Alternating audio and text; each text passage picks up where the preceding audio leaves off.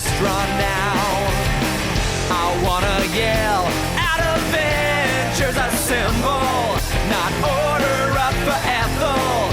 Yeah, we're out of cheeky now. Hey guys, welcome to another installment of Kavalden's Comic Review. I'm your host Kavalden, and let me say happy Free Comic Book Day to everyone. Today's episode is going to be more of a Free Comic Book Day special, because I went to my local comic book store today to pick up the free comic books, and I do have a lot of free comics right here, as you can see. About 8 good books, mostly. These are mostly what I could get my hands on or what was left, because since it's Free Comic Book Day, you say free in something, you're going to get a mob of people, and that's what happened at the comic book store. There was a mob of kids and everything. I think I had to kick over a 6-year-old to get one of these books, so I'm sorry. No, I'm not like that, no. But here we go. Let's see here. I'm going to go through most of the ones I have right here and just go right into it. Let's see here. I have one of the first book I have right here is Superman, Family Adventures. As well as this. Most of these free comic books, I will say this, they have 2-part stories in them. Mostly there are 2 separate stories, mostly of that. But the thing is that you have to, and this is the thing, you have to flip the book around to read the other half of the story. I get the fact that they're not going to clutter the covers of the comics with everything on it, because then people get confused and stuff. But one of the biggest gripes is that I have to flip the comic over to the other side, and I'll just demonstrate. This is the first story on the first comic. To read the other half of the story, you have to turn the comic around on the reverse side to read it. And that's kind of annoying, but I get that. I mean, they're trying to cram as much comics, and a lot of these free comics have this. But here we go. Superman, Family Adventures. I guess in a way, this comic book here, as well as back of this one, is the super sampler of the Green Hornet and the Young Justice comic. This comic alone, it makes me feel like this comic is a total of all of everything that you see on Saturdays for their DC's doing with their DC Nation comic station on Cartoon Network, since Warner Brothers owns DC Comics, and and so on and so forth. Basically, it makes me feel the Superman Family Adventure kind of reminds me of like one of those little skits you get in between Green Lantern and Young Justice. It's a nice little story, mostly Superman going around, very cartoonish, very kiddie-like. It's a nice little read for kids. The Young Justice and the Green Lantern thing are basically this. Mostly feel like kind of small episodes wrapped into it. Mostly dealing how on a normal day. And it's like I said, it's a nice little. Like I said, the Superman and Family Adventures is a nice read if you do like the DC Nations little mini videos. I do get a kick out of some of them, believe it or not. Mostly the ones with Supergirl, Batgirl, and Wonder Girl.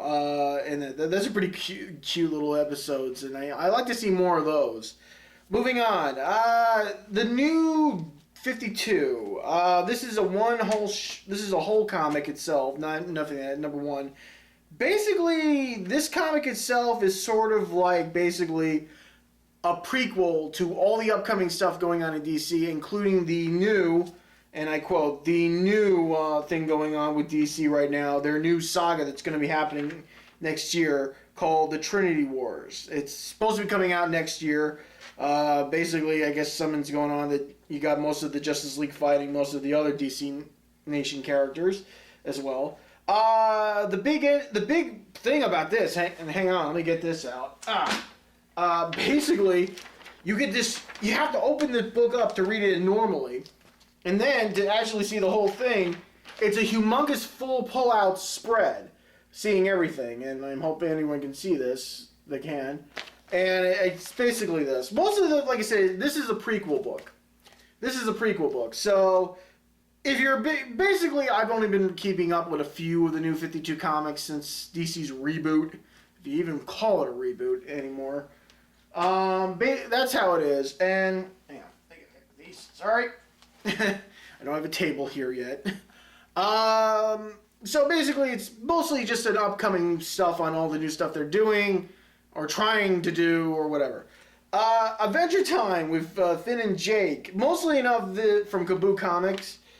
This is mostly as another like a prequel comic because it also goes into the first issue of number 1 of the Adventure Time comics, and mostly has all the other stuff that's still in it from all the other stuff, like little short stories, the main story, the short stories, and stuff like that.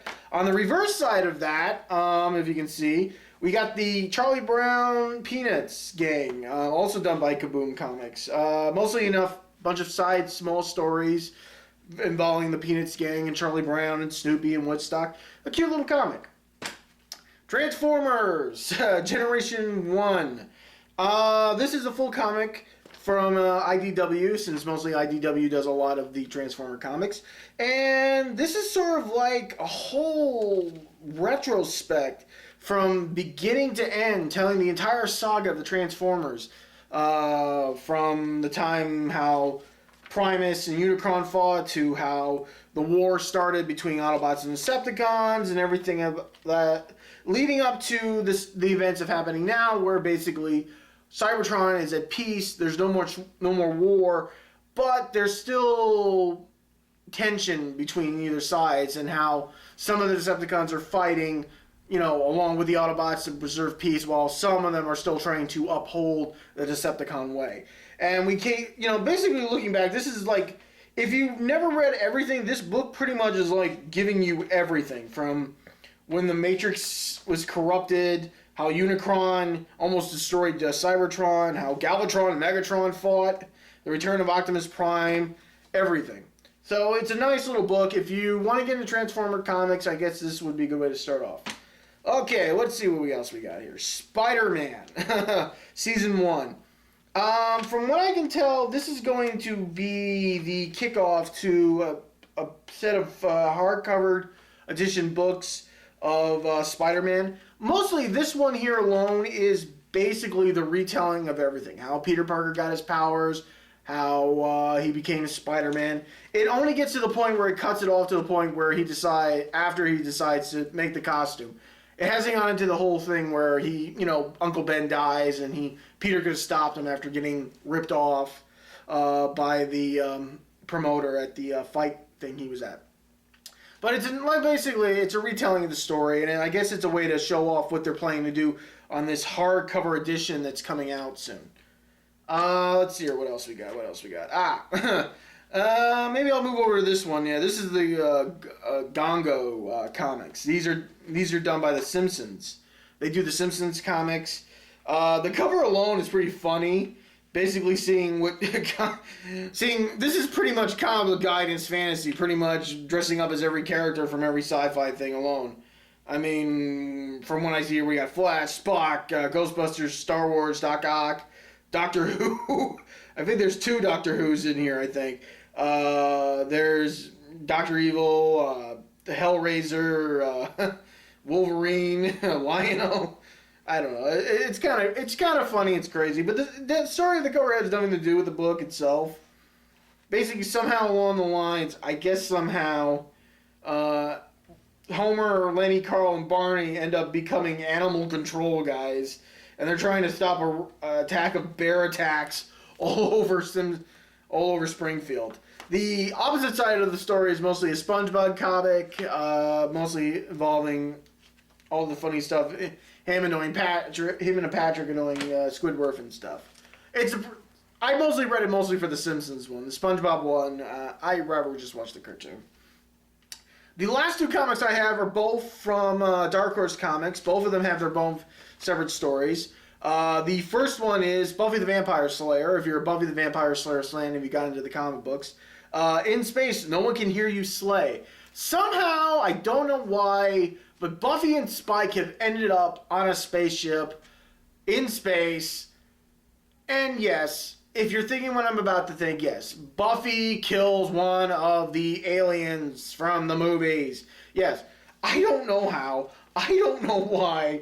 But apparently Buffy runs into one of the alien, is fighting one of the necromorphs, if that's how you pronounce them, I can't remember, from the alien sagas, and kills it. It's like, wow, really? I mean, Buffy in space, I probably get, but then throwing in one of the aliens from the Alien Saga, yeah, that's not good. No. I thought we were done with all these. I actually thought that at this point in our history of comics, we were done putting characters like this together, like Superman versus the Alien or Batman versus the Predator, which was actually probably a better comic. I actually read one of them. They're actually not. The Predator ones are pretty good. The reverse side of the book is basically an episode of The Guild. Basically, the guys. If you're a fan of this web series, The Guild with Felicia Day, it's really cool. I've actually watched this series. It's really funny. But the guys decided to take a day off from their online adventures and go to the day of the beach, but they can't handle it and realize they're better off just being with the computers. The last comic here is a Star Wars comic on this, mostly involving Han Solo and Chewie. If you haven't read the Star Wars, Dark Horse has done numerous numbers of Star Wars comics, from the recent stuff now that we have, like the episodes 1, 2, and 3, from 4, 5, and 6, even to years in the past before the Jedi Council was actually established, and Knights of the Old Republic and stuff. Mostly this one's a little short story bailing enough how Han and Chewie get themselves into trouble while doing their business as smugglers. The reverse side is a Serenity comic from Dark Horse. Now, surprisingly enough, I was a big fan of Firefly. I know a lot of people still are. Serenity has its moments with me. I would have kept the title as Firefly. It's a nice little story. I believe, from what it looks like, it keeps continuing from... It's still continuing from where the movie left off. I guess that's why they call it Serenity instead of Firefly. It's a nice little story. Like I said, these are all nice little stories inside books. So that's the special for tonight. I hope everybody enjoyed it. I hope everyone had a great free comic book day, and I hope you found a lot of interesting stories and eager to read some new ones in the upcoming series to see what it is. Next week, Deadpool, Dead Part 5, I think Dead Part 5 is coming out soon, so we'll see how that goes. Hopefully this won't turn out the way I hoped, and we'll just get back to doing... I'm just really hoping Wade just goes back to being normal Wade. And of course, that only depends on... Daniel Wade decides to make Wade back to his normal self. We'll see. So like I said, that's it for tonight. Thank you for watching, and good night.